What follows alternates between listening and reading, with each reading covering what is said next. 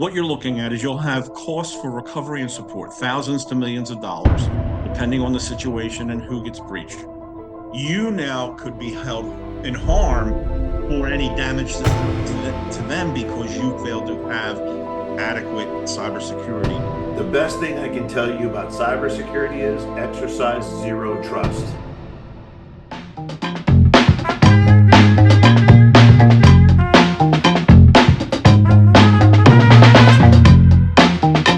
Today, the purpose of this is to provide people with information, a scope, and understanding. Cybersecurity response plan is something that you really need to have as one of your premier documents. You've got a business plan. You may have some other plans that you have to have in place for any other certifications or licenses that you have. So cybersecurity is part of your overall security. You can't look at cybersecurity as something that you buy like a McDonald's hamburger. It is something that should be across all the silos. So when you look at your infrastructure and hardware, when you look at your users, when you look at your data as a separate entity, all of that needs to be part of your cybersecurity plan. This is just some of the, you lock your doors and windows. Why would you not lock your systems and data? Here are some of the measures. If you're dealing with certain types of data, HIPAA data, I know for a fact that every record that gets exposed is a $5,000 fine. I know of a situation where someone's family member was able to access their medical records because they worked at a facility doing coding. Now, coding is just the charges that you get from your medical plan or from a hospital stay or a doctor. The medical coders are not supposed to be permitted to see personal data. They're only supposed to see the record data for what needs to be charged for. So anytime they see more than that, that's a breach. And in fact, the family member said to the other family member, "Oh, I understand you have this condition," and that became a problem and $5,000 fine. PCI credit card, financial, any money laundering data. If you manage any of that, you're a financial services company, you're an insurance company. You need to make sure if you do harm or if you have a breach, it's not easy to calculate what that'll cost you. That's why I put question marks there. Now, PPI data is personal data, right? Social security numbers, addresses, things like that. You'll be hit with damages and you'll be hit with governmental fines. And that can put you out of business. Proprietary data. This is where the bad guys come in. And they will lock your systems up and they will charge you ransom. There again, ransom can be anything from $100,000 to $1 million. So one of the things you want to make sure is you don't let anybody come in the front door. You want to lock your systems down, but encrypt your data. Because if your data is encrypted and someone somehow gets it without getting it from you internally, that data cannot be unencrypted. It can be, but it will take them so long that they won't even try to do that because it's not worth the effort. What you're looking at is you'll have costs for recovery and support, thousands to millions of dollars, depending on the situation and who gets breached. The bigger question is, will your insurance pay? They feel that you didn't perform due diligence or that there's an actor that they've warned you about that could attack you, a state sponsored or anything else. They will just deny your claim. Then you become personally liable for that. And that's why when you look at this, your insurance will not pay without you presenting a cybersecurity plan. They don't want to know that you didn't have a cybersecurity plan. They won't cover you. So what you want to do is you want to create a comprehensive plan that's effective so it'll reduce or eliminate any impact. These are some of the things that are industry recognized situations. Financial losses, we know. Now, the industry is saying the cost to businesses will be 10.5 trillion by the end of 2025. By the end of 2024, they're expecting it to be 9.5 trillion. So it's about a 10% change from this year to next year. The recovery and remediation costs. These are what it's going to take for you to recover from a single incident. So if you don't properly respond to that or protect yourself, you may be doing this several times. I will tell you that there have been some really significant attacks most recently. One was against one of the largest medical plans. And that organization, what happened was they got breached, and the attackers got all the list of everyone's personal information, social security, and they went directly to those individuals and said, "We want you to pay us." Now, the recommendation was do not pay these attackers because they're never going to leave you alone. If you pay them, they're gonna they're gonna come after you. Now, there's other mechanisms you can use, and you can discuss with a cybersecurity expert what you should do in those events. I was part of an organization, and our CEO was had his password management system breached. It wasn't something that everybody in the organization used. It was just something he used personally. And when that happened, he's just sending emails to me and some other people. He didn't even send one to the security officer. I thought it was ridiculous. And I said to him, you got to turn it over to the security officer. He's the one that has to mitigate this situation. So keep in mind, these are the things that you need to deal with. The recovery and remediation costs per incident, the reputational damage. Once there's no trust in your organization, you basically have no business. Regulatory fines and legal costs, those just they become exorbitant. It becomes very difficult when you have to deal with that. Now, you won't get hit with regulatory fines if you were in compliance. So if somebody breached you and you had followed all the compliance rules, you cannot be hit with regulatory fines because you followed the rules and what the regulations were to make sure that you followed that. And usually, whoever you're using as your cybersecurity vendor that is also helping you get your cybersecurity insurance will make sure that you have the compliance and the various documents and practices in place. Investigation costs. So when you do have an incident can be minor, it could be major. You now have to pay for investigation costs to find out what the impact is, see how many people that you've harmed. So you have all those expenses. Cybersecurity investment. This is, I don't know if any of you remember the old Fram commercial for taking care of your car. So the Fram commercial was you can pay me now or you can pay me later. That's what cybersecurity is.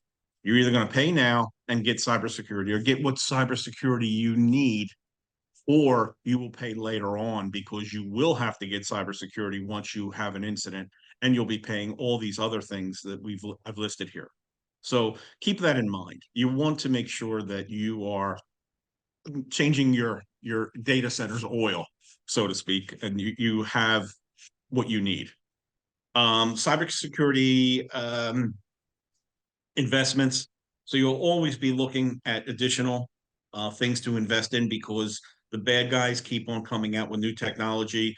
I had a discussion with Robert, and I was made aware of a recent conference that I was at for cybersecurity, that there's now a service called RAS, which is if you have any products that are online for your business to run your business, you're usually using SaaS, which is software as a service. There's now ransomware as a service. So if you wind up with a disgruntled employee or somebody that is maybe even your competition, they can go to a RAS company and try to attack you. So these are changes in the marketplace that are being seen. Insurance premiums, of course, we all know what that's about, but if you file a claim, I can tell you your insurance premiums will go up. Can I add Intellectual something to property that laws. real quick, This is the most Ernest? sure. Yeah, go ahead. I was just going to say, if you ever file a claim, you get hacked, you'll never get insurance again. That's what's happening right now. If you get, if any of this happens to you or you get breached, you are pretty much uninsurable at that point because they're not going to reissue policies anymore to people that have been breached because they see that as a lack of, most of them are because of lack of people not doing enough to prevent in the first place. Almost many of them are. And as a result, they're just not insurable anymore. Anyway, I don't want to take away from that. I just wanted to mention No, that the main theme in what he's talking about is And to go along with your car theme, Ernest, prevention is a lot cheaper than the breakdown. Yes. And how. And, so like I was going on to the intellectual property laws. Intellectual property is usually the competitive advantage that an organization has. They have IP that is exclusively theirs. When it gets stolen, it's no longer exclusively yours. The other thing is if you are a partner of somebody and you're using their intellectual property to do your business, you now could be held in harm for any damages to them because you failed to have adequate cybersecurity plan. So that's just something that you need to keep in mind. So intellectual property it's very important. Trade secrets, other things like that. Now we get into the customer, the partner. I talked a little bit just a moment ago about the customer and partner, but the employee support costs. Right now, you've got staff and you've lost their personal information, or they can't operate the way they were operating before, so they're not making the money they were supposed to. Who's going to pay that? Who's going to compensate them for that loss? And we know with the customer, we talked about the hospital lost the customer's information. I don't know what that lawsuit's going to look like because that's recent. That was a November event. But surely they're going to be held in harm and they're going to have to do something. I've had my personal information stolen a couple times. One was from Experian, for those of you that know about the credit reporting service. And the other time was at a hospital in South Florida that someone had hacked. And in both cases, they gave me free cyber security. In the Experian case, I had access to the Experian, so they're watching all my accounts. Now, for the most part, I practice security where I have multi-factor authentication. So if you get my information, you try to create an account or you try to do something, I will see that. And you can't get into my existing accounts because when I go to log in, it says, okay, how do you want to be communicated with? Right. And it's set for my telephone. So unless someone steals my telephone and then gets the code for that, they're not getting into my accounts. But with the other information, the other things that I have, it will tell me when my anyone's tried to create an account. I use all the credit reporting services. I have alerts set up with them for my own personal. Right, with a business, you've got to make sure that your account's doing their job and they're watching to see if there's any new claims against your business identification. So just keep that in mind. And then, of course, operational disruption. When you're spending your time trying to recover from an event like this, you can't really focus on business. So these are some of the concerns that you have. Can I add I two want to things take, real quick, Ernest, go on ahead. that last Sure, slide? go ahead. And I'm just kind of Ernest and I find, sometimes we kind of comment on each other's stuff as we go through this, and I know this is I hope you don't mind. No, not a problem. So everybody knows Xfinity was recently breached, actually in October. Xfinity has 3 class action lawsuits against them because the hackers went straight into the customers' email boxes and started locking them out of their email. And as a result, this has ended up in 3 class action lawsuits. One way a hack result ends up where clients can come back and sue the company that had the breach.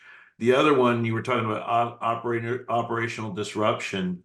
The big casino hacks were a good example of that.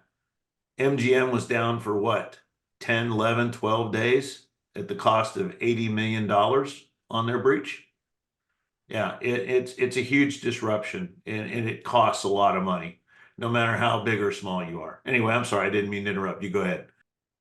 You're right. And then the other thing, like I said, with the intellectual property, usually your bread and butter is your intellectual property. So if you lose that, you lose all your copyright, right? I mean, it's just significant. So you want to make sure that you have everything locked up and that it's not easy to access. I wanted to take a moment to talk about AI. I use AI every day, but you need to be careful because AI can be very dangerous. And the reason I'm bringing this up is AI can be a cybersecurity exposure. So, does your organization store and use HIPAA data? If it does, do not use it in any prompts or any activities in AI, because anything that goes into AI stays in their database. And I will tell you, the bad guys are in there looking for data. So you could create an exposure that you didn't realize because you just thought you were going to do a prompt and get some feedback or do some AI analysis against your data. So be very careful with that. The same thing for the PPI data and the very, you know, PCI is credit card information and financial data. So be very careful, because if that goes in there and someone gets it out, they will just hit a flurry of charges against every credit card they can find. Hey, Ernest, So did you hear about yeah, how Microsoft is being sued by the New York Times because AI infiltrated and stole some of its copyrighted material? Because the people inside their organization used AI, and Copilot stored that information and used it in searches for other people's stuff, so it violated their copyright. A perfect example of what you were just talking about. yeah, I know, and that's later we're going to talk about training. But if you're going to use systems, you need to have people trained. If they're going to be doing AI, right? And what I'm coming here to tell you is that AI tools can expose your data, but you have to be the one that does something to allow that exposure. So if you want to use AI to write marketing plans or to get information about a demographic on something, that's fine. But do not put any of your data in an AI prompt.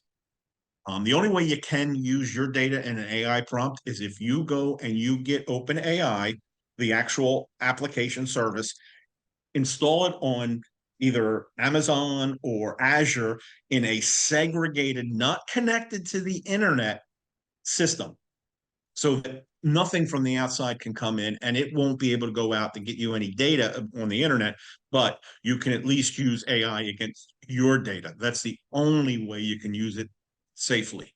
So just be aware of that. And these risks of artificial intelligence, these aren't mine. These are the godfathers of AI. I've worked with AI for over 35 years. And uh, my main forte has been enterprise management. So enterprise management is taking the business and automating it and putting it into a overall enterprise management system to make sure it stays operational. So even when you have failures, you have self-healing, you have auto correction, you have all these things that you use, and they're more automation than they are AI, because AI can give you false results. Good automation will never give you a false result. It will go through a chain of executions to try to resolve your situation, or it will contact a human if it can't. But as you can see here, you wind up, job loss is going to happen. It's not really job loss, it's transition. But deep fakes are a real problem. Privacy violations, like that what happened to New York Times, um, and then all these other things. Like I said, bad data. Um, there's a bit of an argument over socioeconomic inequality, but we'll see how that turns out. Market volatility, weapon automation, which is a bigger scary thing, and then uncontrollable self-aware AI, which is coming. And just be aware, but be aware to make sure that you have a cybersecurity plan that makes sure that you don't do anything wrong with AI, but also stops you from being attacked by AI. I will tell you that even, like a nice small or nice cybersecurity system will recognize that there's a bad actor. They're trying to do a brute force, they're trying to do something. And if nothing else, your team can take a look at that and say, these aren't our customers. They're coming from Asia, or they're coming from South America, or they're coming from an area that's not in our region. We don't do business with people. Shut it down. And you can do that without harming your business. So when we talk about the cyber security response plan, you want a comprehensive plan. These are the 20 items that you need to make sure that you can mitigate the impact of a cyber incident.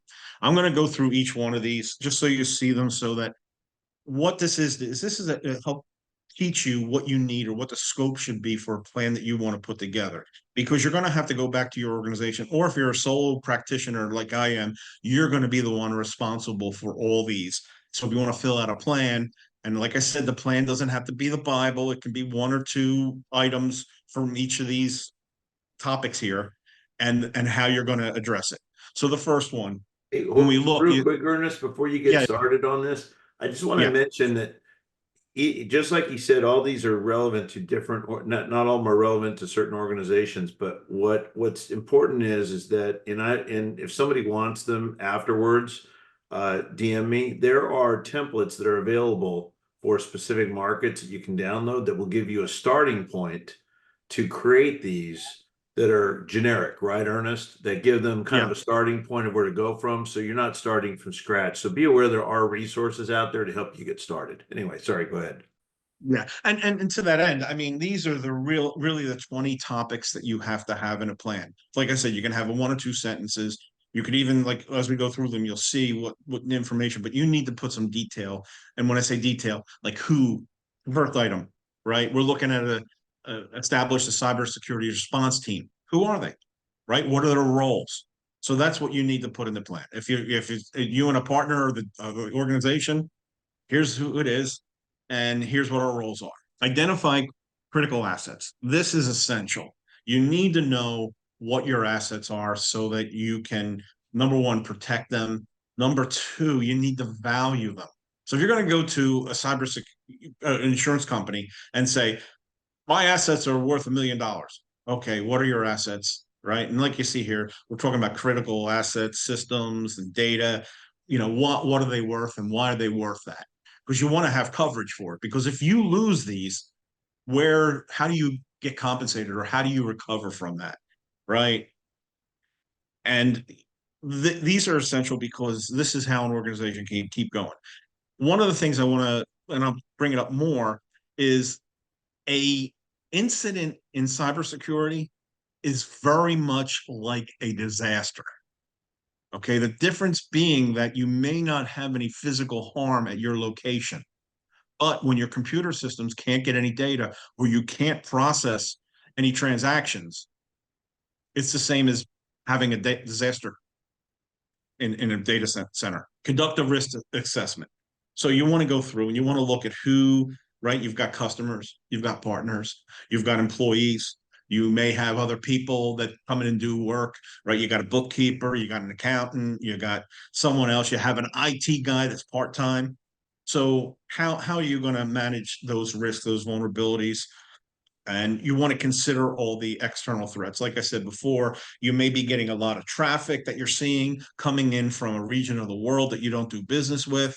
The easiest way to stop that is first to identify it. Second is to say, my network will not allow traffic to come in there. And your IT staff or a vendor that you're working with will be able to block that easily for you. Develop an incident classification framework.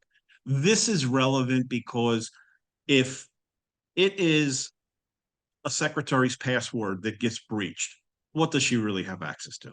If it's the CEO's password that gets breached, does he have access to everything? Everything is now in danger, right? The secretary may only be using Word and sending emails. So the only thing that may happen is her emails. So you need to have the framework to understand who has access to what and what the potential is of those events. And, if you have the secretary's password breached, what's the escalation path, right? Usually in situations I've been involved with, the IT team can resolve that. They'll go in, they'll reset her password, they'll make sure that she's got the two multi-factor authentication set up so that that shouldn't happen again. So that's what that's for. And then who in management has to be aware, and we'll get into the incident reporting plan, but then and here it is now, that you have to explain to maybe your insurance company or just maybe to the rest of your organization what's going on, right? So you need procedures for an incident response plan. So the incidents, Also FBI doesn't, if it's an yeah, actual you may, administration, it's required to be reported now. yeah, yeah, right. So but I mean, you need to have a plan on how to do that. The CEO that I was working with sending an email to me and a couple other officers is not an incident response plan. Okay. So, and the other side of that is the incident response plan says, I notified these people, and you can see it here, right? The containment, the eradication, the recovery, and the lessons learned. So you document what happened, what steps you took to, make sure it doesn't happen again, how you recovered from it, reset the password, and lessons learned. Well, that we need to make sure that everybody's using multi-factor authentication. So that's what you have to have in that incident response plan. Communication and notification protocols. This again is very much like disaster recovery. I worked for a huge organization that all of you know about, and in our systems that were significant, they were the systems. There was 72 hours before they would declare a disaster.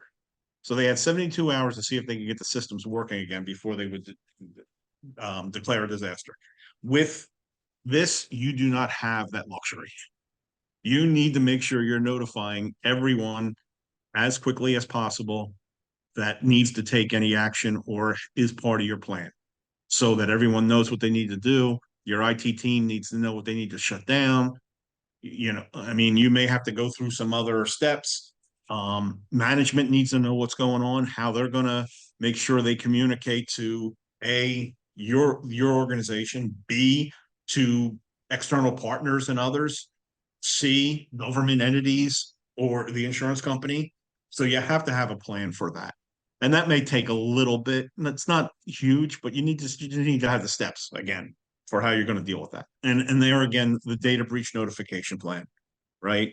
Develop a plan notifying the individuals that are affected, and then clearly outline the timeline and procedures. Having been involved with different events, especially disaster recovery, the big thing for disaster recovery or for deployments or anything that impacts a service level. So if your organization has service levels, you need to make sure that your plan is addressing those service levels. So if you have a service level saying that you have a website for people to be able to order product from your website so that they can get it out to their clients, and your service level is, that will only be a 1 hour outage every 30 days, you need to make sure that you're notifying people if it's going to go longer than that. So that's part of your notification plan. When the event happened, what steps are being taken, an ETA, when your systems or your organization will be back up. I didn't see the one for the casino, but I'm sure being down 12 days wasn't very acceptable for the organization. And large organizations, you have multiple customers within your organization. So your sales department is actually a customer, and other services, food and beverage, things like that, because they all use computer systems to get their products, HR for scheduling people. So you need to make sure you have a good notification plan. Collaborate with external partners. I was talking about this a little bit earlier about your partners. If you breach their data or their IP, you can be held. The same thing if they breach you. If they don't have a good plan and they're not insured, you could become liable for their lack of a good plan, or for making sure that they had a good plan in the event of a breach. So be aware of that. Make sure your clients have that. I've been a part of a number of questionnaires or RFPs that have come in where I had to answer to partners. People wanted to partner with our company, how we dealt with our security, what our protocols were. And when you look at security overall, they wanted to know who had access to door keys. They wanted to know when the organization, when the custodial service came through. I mean, these are things that they may be asking for in security plans. So be aware of that. Training and awareness. So one of the things I can say, and I'm going to pitch a little bit for Robert. Robert is offering a free cybersecurity training, and I would recommend for everyone to try to get into that class, that session. That's the place you start for creating your cybersecurity plan. You people and you have to be trained so you understand cybersecurity and things that you may not be aware of or you may not have thought of. So that's one of the things you need to do. And it's not like, oh, I had cybersecurity training, I'm done. It's something that's a reoccurring event. It should be done at least once a year. It may need to be redone after if you've had a breach and you see in your incident response lessons learned, or people weren't trained properly, or they were unaware of new threats, right? So you may say, okay, we need to set up another training and you need to get another training. And you can also share with whoever provides that training for you what happened and how you want to make sure that that knowledge is shared with your organization.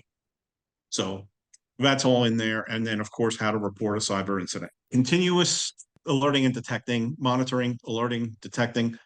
Um, you should have a well-integrated plan, but you should have like whoever is providing your hardware, your infrastructure support, they should be communicating with whoever is providing you with cybersecurity alerting. So if they find a breach on the network or in a system, they can share it with the application or whatever other tools are being used throughout your organization so that they can help protect, right? There may be something that happens, it gets onto a server, and now you want to make sure that your system is your cybersecurity overall system is telling your user system, hey, don't let anyone open any email because we have a Trojan horse that came in through email and we want to make sure that no one can open another one and kick it off and make it worse or continue to have it explode. So you want to implement your tools and processes, and then you want to enhance the detection. Like I said, every day there's a new breach. Like I said, I have my own personal protections over and above what everyone else has, but I have Google Mail, and there's been an exploit that's been discovered for getting into Google Mail accounts. But because I have two-factor, they can't get into my account.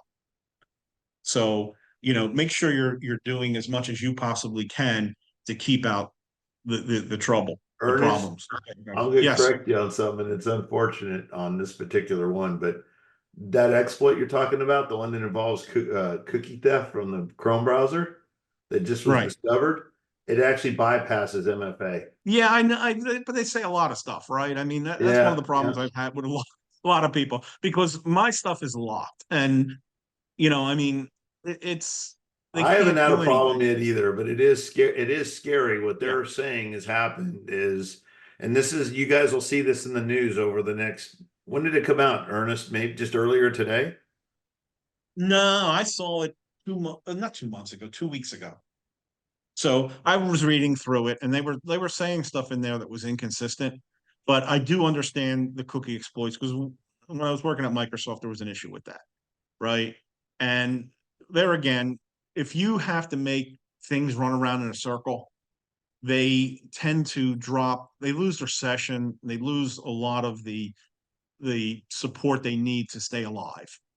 And I go back to the good old days of the killer ping, right, where people were bringing down Microsoft systems using the ping command, right? So, and I've seen it all in the enterprise management space because people would find unused ports.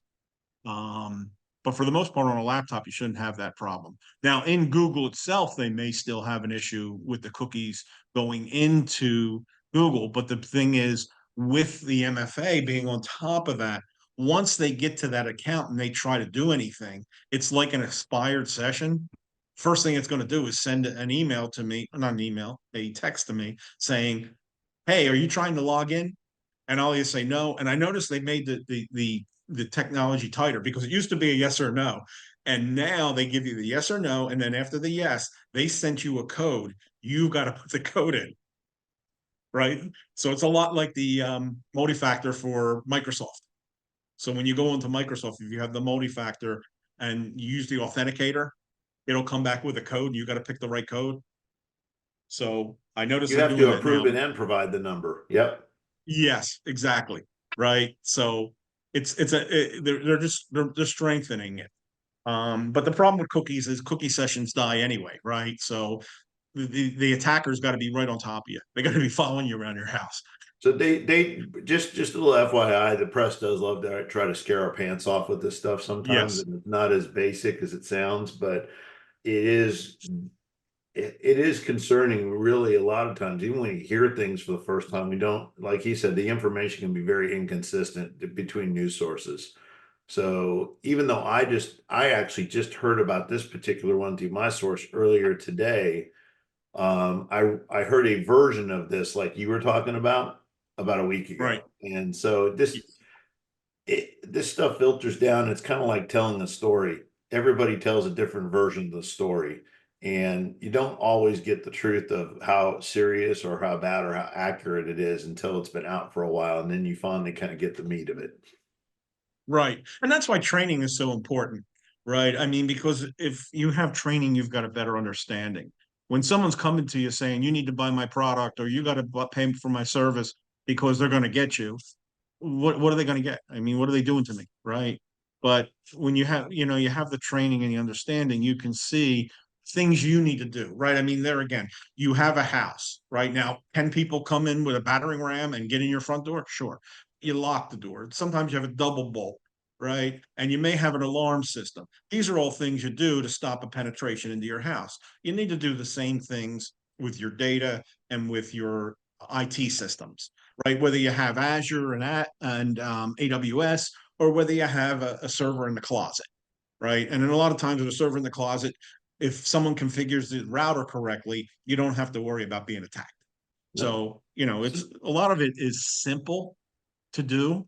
It's just a lot of people just don't do it because they don't think that they're vulnerable. And I will tell you, everyone's vulnerable because when they hit the big guys and they get my information and they get your information, the first thing they're going to do is go to the dark web, which is just a regular web, but it's a bunch of bad people there.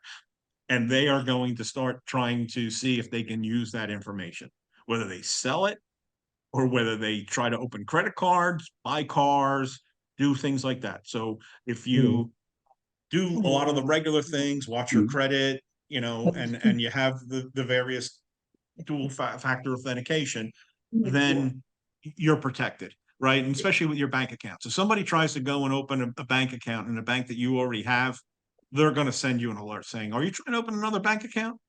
So, Hey, just keep Ernest, can that you in check mind. and see? I think you might have some hands up on, you may want to keep your participant list up on the site, see if anybody's got a question up for you. I just got some kind of a notice that there might be some questions. I don't see any questions. I see there might be some chat items. I haven't been looking in chat. I got participants, but I'm not seeing Not seeing any hands any. up? Okay, well, that's good. I I'm just want to I'm make not. sure. There's a couple chat items. But yeah, so the next item is legal and regulatory compliance. This is going to be your biggest nightmare if you don't have a cybersecurity plan. Because the one thing that comes out of a cybersecurity plan is when you share it with others, your legal team and everything like that, they will review it and they will say it's missing this or it's missing that. Or they will say, we're good, we like everything that's here, we're happy. And that will they will acknowledge that you're in compliance and that the lawyers believe they can defend you in court over any issues. They can show that you've performed what they call due diligence. Okay. So there Something I again, was it's going to laws and mention to you, go ahead. Ernest, on this, and to everybody listening, is that your IT company, anybody, any small business, I don't ever recommend you try and do your own technology stuff. I don't care how small you are, because it's like, trying to be a doctor. You're not going to try and heal yourself or operate on yourself. But your IT company should take care of a lot of this, actually discuss it with you, and they will have some and you will have some, but together they will help you put together that plan. And I want to go a step further with that, Robert.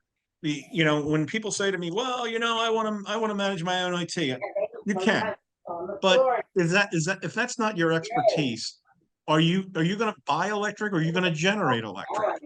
right? I mean, you go to the electric company because they're more efficient at it, and they're responsible for keeping the electric up. When your electric goes down because you had a generator and it wore out, you're responsible. Oh, someone's talking, and you're talking over others. You can mute them in the thing I there. can't. Steph, I see what it's Stephanie with the symbols in there. Stephanie, if you can mute yourself, that'd be great. What you're looking at is pay for the service. I will tell you, having been responsible for a data center with over 5,000 computers, one of the biggest things was when we were able to go to utility computing, which meant that we could take products from Microsoft and from VMware, and we could allow the computers to adjust themselves for usage. It also meant that we could take systems down without any impact to the business. So if you have an Azure account and you have a Amazon account or a Rackspace or any of them, they will keep your servers patched. They'll watch your capacity so they can tell you, they'll report to you what's going on. So if you need to buy more service or more space, or maybe you need to archive space, right? They'll take care of that. They also will help you with your plan for the security. Like Robert said, they can handle a lot of that functionality because they're dealing with it every day. They're seeing things that a lot of us aren't seeing. Well, we have So, systems in place that do a lot of this already as part of what we right. do. So it's built into our normal day of life, where most people look at it and they don't realize that we're monitoring. So when we manage a piece of hardware, we're monitoring the physical hardware, the software layer, we're monitoring connectivity, we're monitoring for connections that shouldn't be there from strange countries. We're monitoring for that stuff as part of a normal 24/7 process. And even though it doesn't, this is probably the hardest thing in our business, is establishing value, because a lot of what we do, you really don't see. In other words, if you're working and you're able to work every day and things don't break, that means we're doing a great job. Well, and that's just it, right? I mean, no one cares about the electric company until the lights go off. Then it's like, well, Exactly. why isn't it working? Right? I pay Exactly. you guys to keep my lights on. So this is the same thing. And it's, I mean, where some of the other relevance is that an organization like yours, Robert, will provide people with a report so they can see what's going on. Because like you said, they don't see, but when they get a monthly report, they can see how many potential attacks came in, or how many people tried to attack on unusual ports, right? Because that's Yeah. another way people exploit. They'll go in what I call an unregistered port, right? Because there's a lot of ports on a system.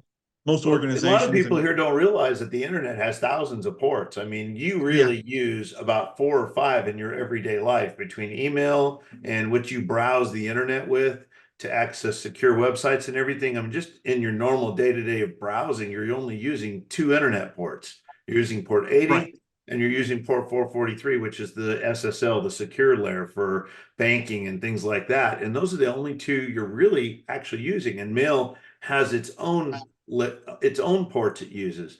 So all in all, there's probably less than, maybe, I don't know, what would you say, 6 to 8 ports that a company would actually need access to on a regular basis, if I think there's that. more than that, because keep in mind SNMP is in there, right, for companies that are Yeah, managing, that's and true. it's That's true. encrypted now, right? And I mean, I don't like bringing this up because I'm not a fan, but the crypto ports are usually around the 65,000 number, right? So Yeah. people that are putting their own crypto systems in place or using blockchain, Inside they're a small using, business, though, most people aren't really doing yeah, crypto in their business, but they may be no, but doing if, that at home.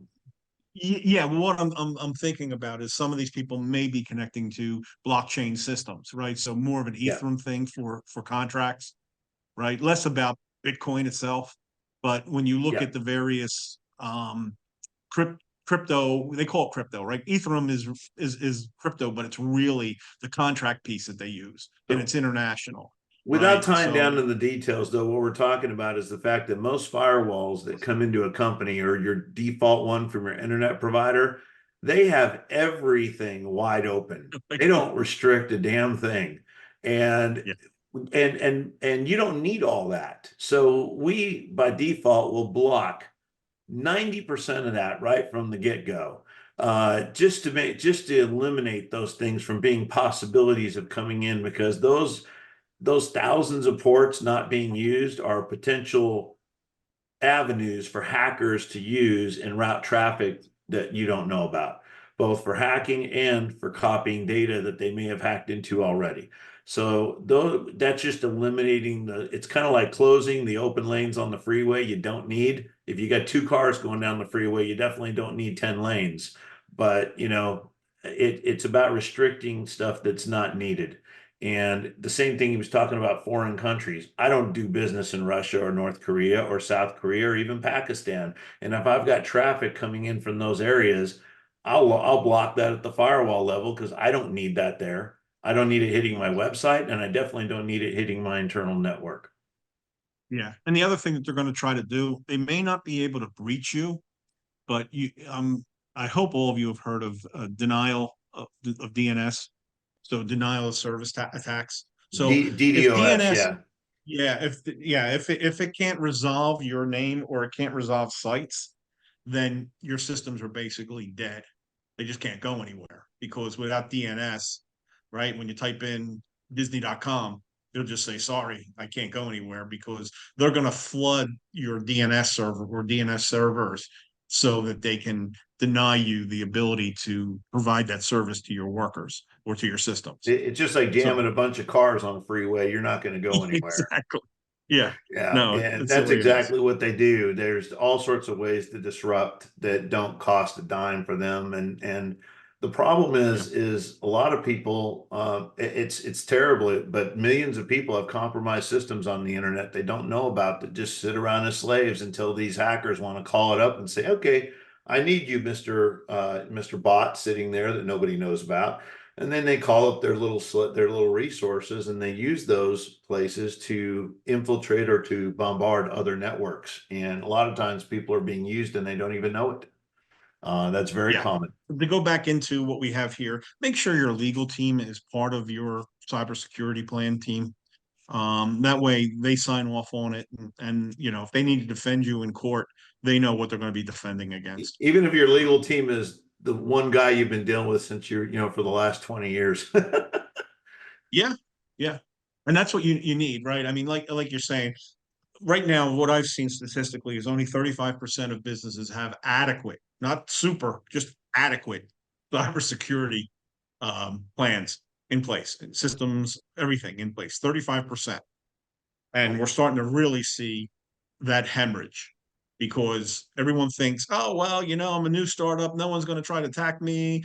I don't have anything. Well, you do have some, right? You've got a bank account, you have other information. And if they can get it and if they can make $50 off it in India or China, it's a lot of money to them.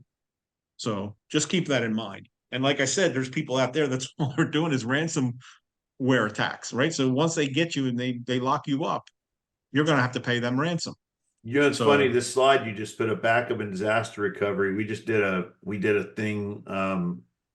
It was a survey we did out on Facebook or something. I don't remember where it was, but we were asking small business owners how many actually knew if they had a good backup. And we told them, if you don't know, then be honest, say you don't know.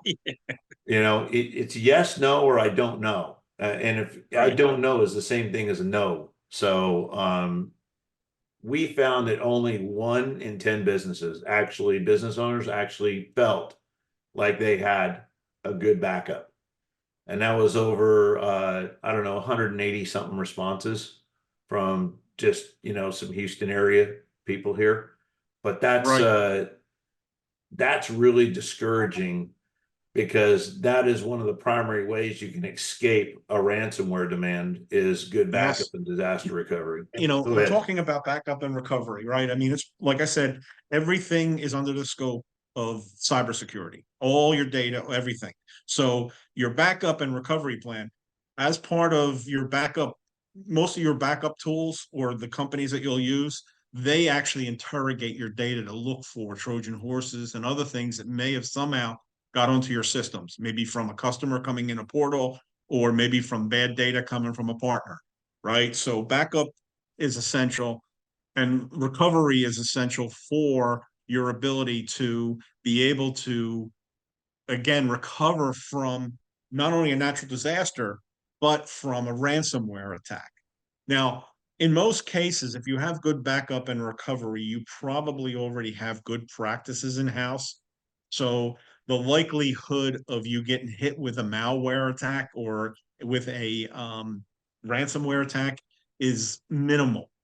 Um, if you're using providers like AWS or Azure and things like that, they're already doing that for you.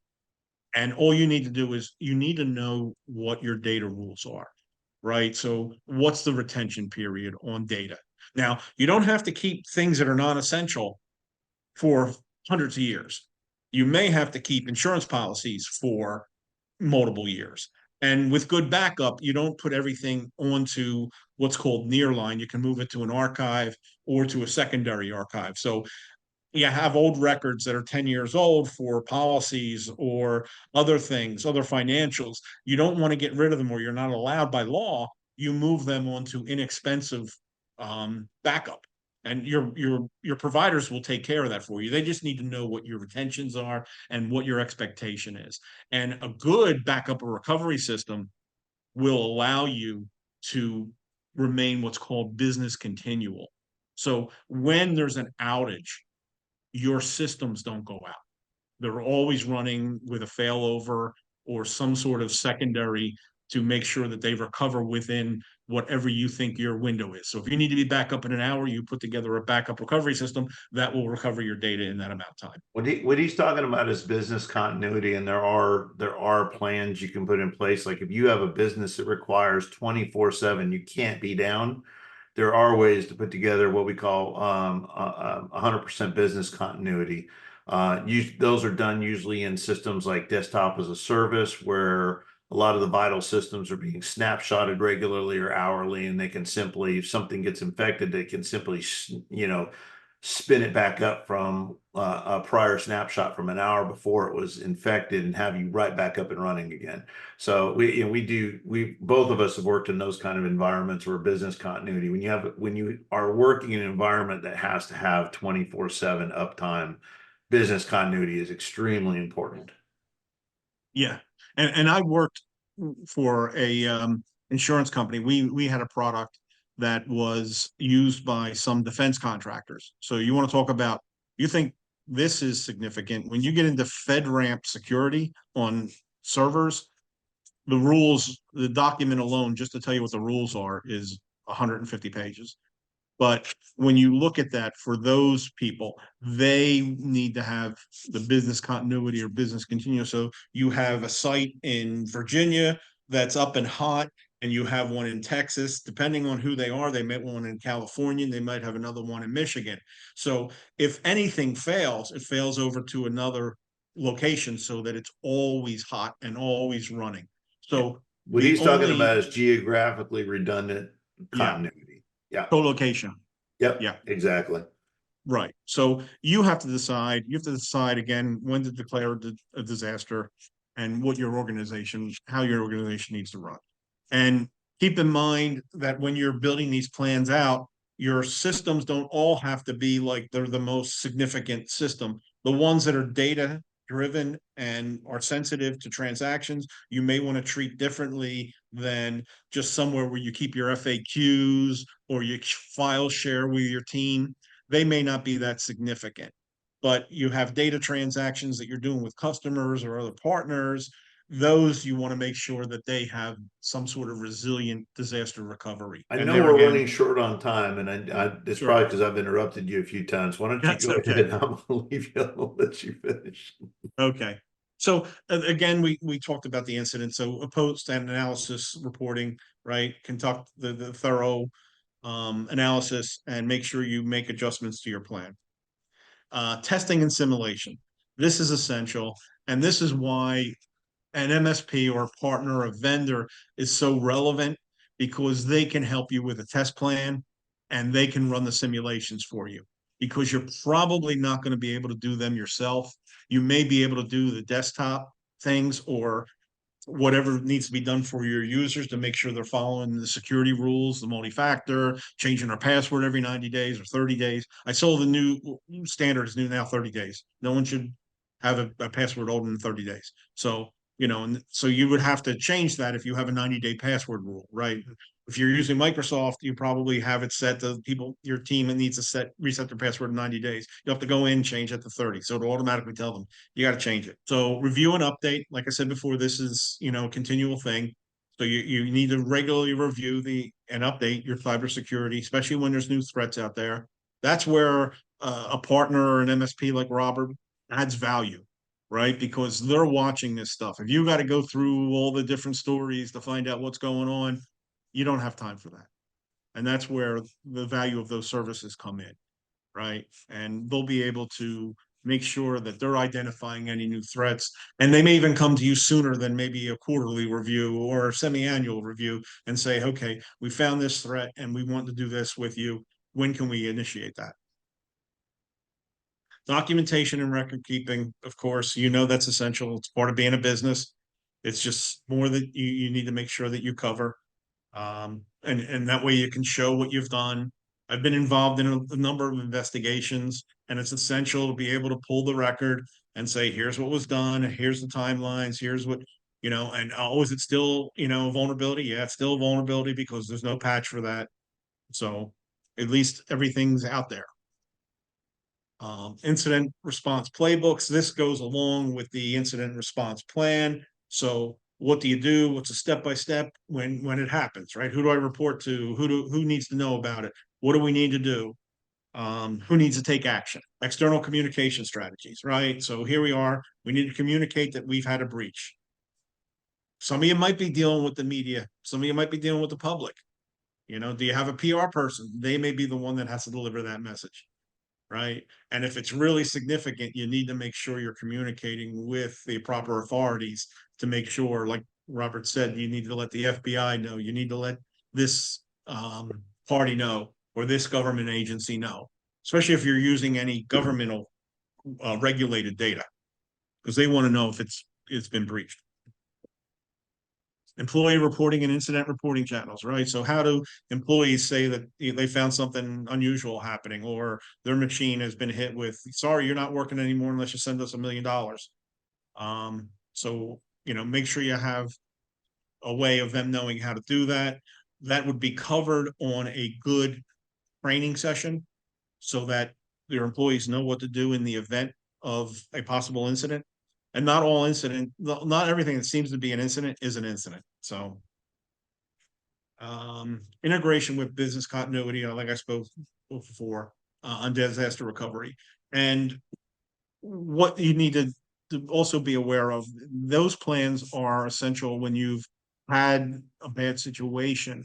But the other thing is you need to have the integration into your partner products. So how is your security providing the mechanisms to protect you from maybe somebody that exploits a partner so that they just can't gateway across from your partner into your systems? So that's something you need to be aware of. And how does your organization protect against that? What's being monitored to say, hey, this seems to be a bad actor coming in from, this other organization. So here are solutions, right? We told you what the problems are, and now you're terrified. You don't want to start your computer up. So the first thing you got to do is define a strategy. So how are you going to deal with your security? Are you going to do it in-house? You're going to get somebody? You create your plans, right? So your cybersecurity response plan, your incident response plan. You should have a compliance plan already for your organization for any compliances that you're responsible for, any regulatory compliances, anything like that. And then there's other compliances, right, that you may have that you need to deal with, whether they're financial or anything else. And keep in mind, even with the disaster recovery, a lot of companies that are going to insure you want to see that you have a backup and recovery plan, or how you're doing backup and recovery. Find a knowledgeable MSP or vendor to support it. Here's the link for Robert's organization. And like I said, Robert right now is offering training. So if you go in, sign up, take that training, that will help you and anyone that you can take to that training. Me, myself, I am largely just a consultant, so I don't really provide those kinds of services. If you need someone to talk to about your business and maybe a plan, I offer 1 hour free consulting. And if you need more than that, we can talk about what you might need more than that. But if you want to talk to me for about an hour to consult to see where you're at now and what you might think you need, or who I can recommend you going to get what you need, I'll gladly do that. You can just reach out to me or reach out to Robert to reach out to me. Yep. Um, I put a link in the chat for people that want to have a discussion. Some people ask me about pricing. It really depends on what you need. We do everything. We're all AIO stands for all in one, a place where we're managed cybersecurity, we're managed services. We do everything he's talked about in here. Alignable members get 25% off. So I put a link in there. Besides this one, this is where the discount page is, and you can go buy direct if you know exactly what you want. But if you want to talk with us and kind of tell us a little bit about who you are, maybe any problems you're having or some specific concerns, I posted a link inside the chat for everybody. You can use that, and it allows you to book time with us straight after that. So we can actually talk with you for free for an hour and kind of, but at the end of that hour, we'll tell you exactly what it'll cost. And we're one of the few companies, we don't do contracts. We don't charge you setup fees. And we'll have you up and running in a day. We're very focused on small businesses, and the training he's referring to, we do one for employees, which for businesses, and you have to pass a test. You get a certificate afterwards, and it's mainly to make sure that you're paying attention and not just sleeping through it and say you took it, which is what a lot of people do in some of these courses. The other part is for families. So we actually open up a family section to educate parents on digital parenting tools, things like that, and some things you can use in your home. Because I'll tell you, we even talk about why hackers are targeting the schools and social media and what they're doing to kind of pull our kids' lives apart before they actually get started. So we talk about a little bit of that too, and all that is completely free. We do it as a public service and a veteran-owned company. that's the other thing. Your children can exploit your systems. Oh So it yeah. is good to get them trained. And if they're going to become, employees somewhere, for them to already have the training, it'd be good that they have that awareness. The awareness is the biggie. So Yeah. the other thing is plan regular periodic reviews with all stakeholders. And there again, that's one of the benefits of using an organization like Roberts, because they will be able to help you with that process. They continually test and record results, but will help you with that. So that takes that off your plate for you. So, like I said, it's like generating electric. Who wants to generate electric when you can just use it? If you guys go back into the group, we did a recording a couple weeks back. It was called "The Difference Between Antivirus and a Cybersecurity Solution." In fact, Ernest was in that, and we were having a discussion in that one as well. But we actually take you behind the scenes and show you some of the tools we use as an MSP to detect threats, to monitor your systems, to do backups and check those backups and make sure they're good. So you really kind of get a peek behind the curtains as to some of the tools we use to do those things. The ultimate goal is to remove and eliminate all exposure. Now, that's very hard to achieve, but the thing is, if you are doing these things, you will minimize that exposure. Because, like I said, every day there seems to be a new exploit or a new attack. And a lot of them aren't necessarily through the internet. They're calling somebody in your office saying, "Hey, I had an order for so many widgets. Can you take a look at my order number?" And they'll give an order number. Oh, where were you going to send that to? Right? Oh, okay. And do you have my right email address? And your employee will tell them. Your employee doesn't know not to share that personal information. So they give them an email address for someone that's made an order, and now they have something to start off with to go after that individual. So your organization sort of becomes responsible for that. Oh, third-party Another, liability is yeah, huge in cyber risk right now. It's one of the biggest problems, and it's a serious risk to business owners. And that yeah. we actually talked about that just on our last session 2 weeks ago. So with Chase Norland, and Ernest was a part of that as well. Ernest, I really appreciate or just so you know, Ernest, myself, we don't get paid to do these things. We're doing these as a service to kind of educate people and help you guys understand our what we do for a living is not sexy. We're probably the most complained about people in the world. Nobody really cares about the IT guys, and you really only call us when things are broken.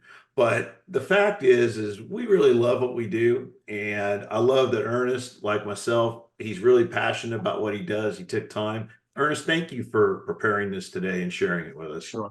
I want to share one other thing. Everyone, not only like when you create these documents, put them on a secure storage device, whether you have secure storage in the cloud, whether you're going to put them on your in your Hotmail account on, for the OneDrive, or right now they're cheap. You can get, little pocket dongle memory sticks, right? Did you Put it just on use that the so you word have it. hotmail and secure in the same sentence?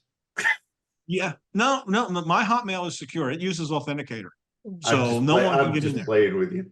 Yeah, no, no, no. But I mean, these are documents. If somebody steals your plan, they're really not getting anything.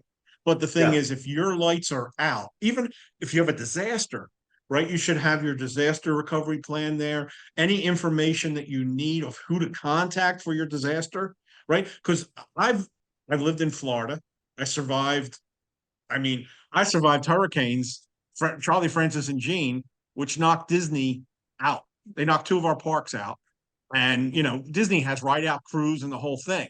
But what you can't do is you can't make it so that people can get out of their driveway and get to work.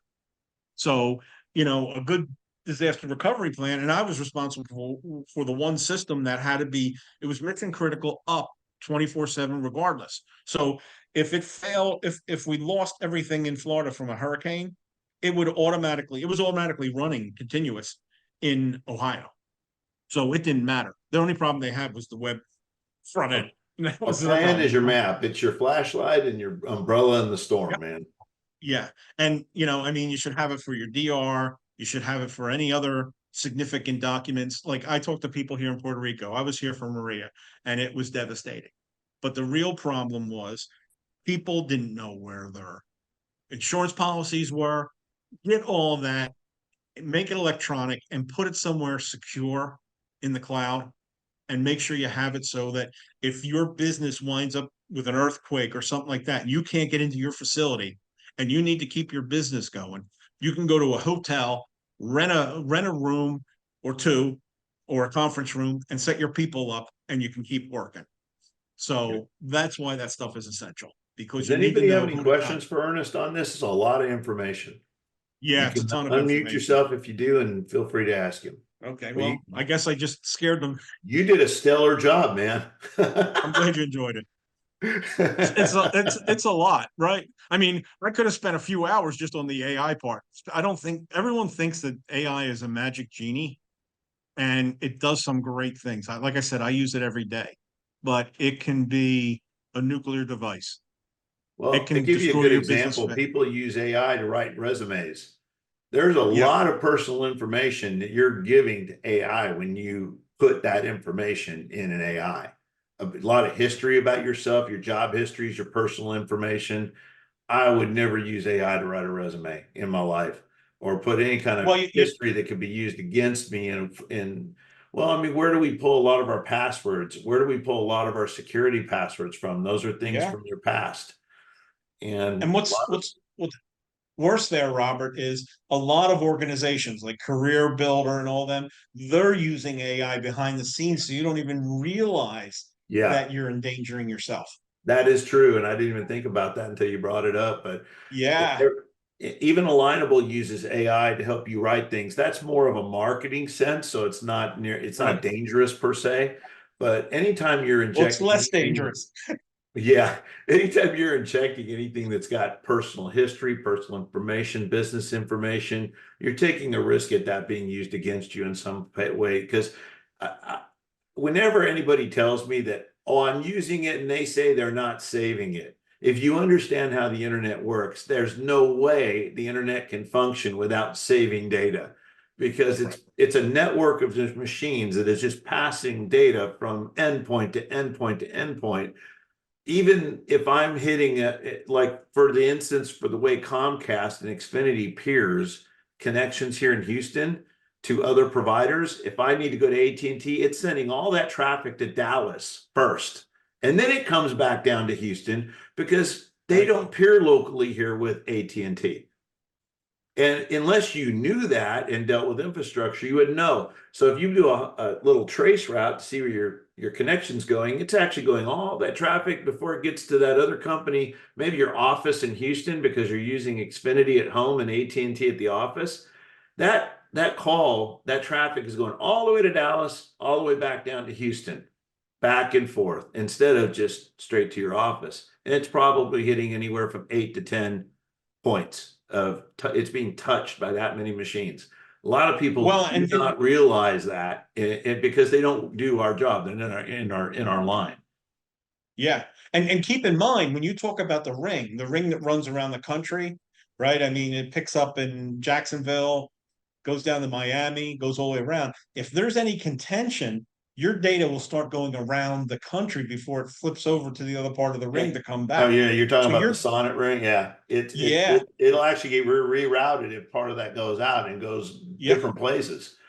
Or just contention. It could be busy, right? So if a bunch of people are streaming out of Texas, it could wind up that they're sending your data around to California and back. When you're working in data centers and big places like that, they're dealing with multiple connections to the internet and they're doing load balancing. So they're sending that traffic out depending on what has the least load on it. Or what has the better route for that specific type of data. So it is not just a point-to-point thing, and it goes across many contact points before it hits you. And each contact point is an exposure point. And that's what a lot of people don't get. The internet is it's a huge spider nest of machines. It isn't just, oh, I click here and it went there. Yeah. No, and that's the problem, right? Because everywhere that it goes, it gets because of the proxy or other things that it's doing, it's storing it. And then eventually it decides whether to keep it or not. I love these kids that say, oh, I use Snapchat because they don't save my photos. Well, there's no such thing. If it's on the internet in any way, shape, or form or on that phone, then there are multiple copies of it everywhere. And, it's fun when I hear statements like that. And I have to I'm going to give you a little education here.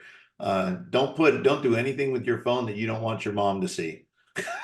Well, yeah, and there again, like you said, it proliferates across the net, right? Yeah. So there's a lot of people that like the bad guys, they're collecting everything and then they sort through it, right? They're running AI or they're running other algorithms to say, okay, what is this? And then they'll sort it out, right? I mean, they'll find video, they'll find tape, they'll find pictures, they'll find resumes, all these different things, and then they just take them and extract them and they put them in separate databases, usually free databases that they know where they can put them, and then they start doing their extraction from them for anything valuable.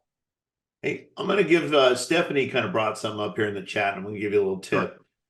They said, you can always just turn your computer off if it gets hit by a hacker and reboot it. That's actually not true. If you get hit by ransomware, it's locked. It's locked. Then now a lot of people are mistakenly thinking they are locked out of their systems by a very common trick being done with Chrome and with Edge, and that is where they prompt an on-screen command, basically a flag and full screen window that makes it look like it's locked, but it's actually a web browser window. And there is a way to safely get out of that without even having to reboot your machine. If you hit Control-Delete and go to your task manager and just kill all your browser instances, just find all your Chrome, your Edge, whatever browser you're using, and just kill all those tasks, you'll see that it disappears. And when you reopen it, it's going to ask you if you want to restore the previous session, choose no. And that will get rid of that problem. What you did is you hit an infected website that took advantage of an exploit in Chrome or Edge that hasn't been dealt with yet. And it basically just took over your screen, but it hasn't done anything to your computer unless you've clicked on it and followed it to something that you probably shouldn't have. And that's how they get you. But that is very common. We call it clickbait. We're seeing a lot of that happen right now, but that's part of what the cybersecurity awareness talks about. And we teach you things like that. We teach you how to the 3 or 4 quick ways to recognize phishing emails right off the bat and know whether they're good or bad. And then what to do if you're not sure. Maybe you got an attachment you're not sure about. Where can I go check it without having to worry about it infecting my machine? There's sites for that. There's sites that'll scan it and tell you whether it's a good attachment or not prior to even opening it. And so we kind of point you to things like that. Yeah. And one of the things I want to say about turning off the computer and turning it back on, once you have been identified, they've written automation. There's not someone sitting there watching their screen waiting for you Yeah. to do something. They're actually running automation or AI to find the exploits, and then they go in and it reports back to them. So you turn your computer off. As soon as you turn it back on, it tells their system that's back on. Let's go in, and they have a regimen of attacks that they will try. And it's not, you think it's one person, right? Because there are some minor people that are out there and they're sending you emails saying, I saw you do bad things on the internet, send me Bitcoin, right? And they're idiots that are sending you email. These things, these bots and other things that are attacking, it doesn't matter if your computer's on and off. Once the computer comes on, they see the IP go live, they will just go back in and start doing what I'll call their routine. And their routine is looking for things of value, whether it's files, whether it's passwords. If you are using multi-factor, it's less likely that they're going to be able to steal a password. So, Yeah, Stephanie, that was a browser exploit. I'm just responding to her test. right, They yeah, basically they make it to where you can't hit the X button because the X button is just a graphic. It's not a close button. It just looks like one. A lot of these yeah, things are made to fool you into thinking they're things they're not. It'll say, "Oh, McAfee's found a virus. Your machine's infected. Call this number." Well, or Microsoft, call this number. It's kind of like the IRS calling you and saying, we're going to send the FBI out to collect you because you owe $7,000. Well, guess what? The IRS is going to blow up your doesn't call mailbox you. with mail prior to them ever picking up a phone and talking to you. Yes, Yeah, I mean, a lot of these things just come down to common sense. Amazon doesn't call you and tell you we owe you a refund or we overcharged you. Best thing to do if you ever have any doubts about anything, especially email, don't trust the links in the email. If it's a Netflix notification, then go to your browser, log into Netflix and go check it. But don't trust the links in the email. The best thing I can tell you about cybersecurity is exercise zero trust. There yes, is that is the best thing you can do. Exercise zero trust. Most of there's so much that is so good and so authentic looking that it fools people. Like, for instance, the hack that was responsible for the MGM heist actually came into Okta, which is a company that specializes in multi-factor single point authentication. And their system got hacked through social engineering, through a password scheme that was so authentic looking that it fooled an administrator into giving network credentials to the system. And that's how they got in. And so they actually social hacked a network administrator in a company that did security. If that doesn't tell you that they're good at what they do, I don't know what does. So exercise zero trust. Don't ever trust anything that's emailed to you. If you have doubts, just go look for yourself through an app or through something you trust, not through the email. yeah, and that's my recommendation as well. Usually, if you get something, especially from anything significant, your bank account, a county or something, you call them on the number that you know is trusted to call them, and then you can find out what you need to find out. Because, like Robert was saying, these are man-in-the-middle attacks. These are social engineering attacks, and they work. They do work because people think, oh yeah, that looks like them. They're using their brand, right? That's Bank of America. That's Wells Fargo. That's any of the majors. Nine Amazon's got to be the worst. 9 out of 10 breaches right now are originating with social engineering phishing, Yeah. business email phishing. That's Yep. a big number. And that's not just the little boys, that's the big boys. So everybody falls for it and they know it. We're busy, we're overworked, we're distracted, and they take advantage of that. So exercise zero trust when it comes to email. Yeah. And everybody wants to do their job, right? They want to get the work off their desk. So they think they Yep. get an email and it's part of their job and they're going to just so quickly get rid of it. Well, I'll get this done. And that way it's over and done with. And, Yep. and it goes even further, right? There's bad guys out there that are texting you now, and they're looking for you to respond because they know if you respond to their text, that's a good phone. They know that's a good phone number. So So my recommendation.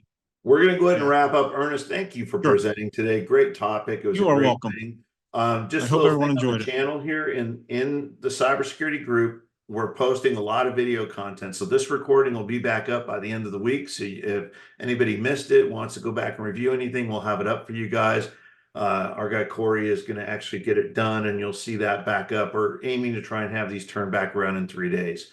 The other thing is we're posting 10 to 15 minute little tidbits on different things that is meant to give you a little bit of news that's going on in cybersecurity, give you some tips and tricks, and also talk about some things that can help you around the office. We posted one last week, so we're doing the live sessions every other week, and then on the weeks we're not live, we're actually posting those little video tidbits. It's called In the Queue, and then this is In the Queue Live.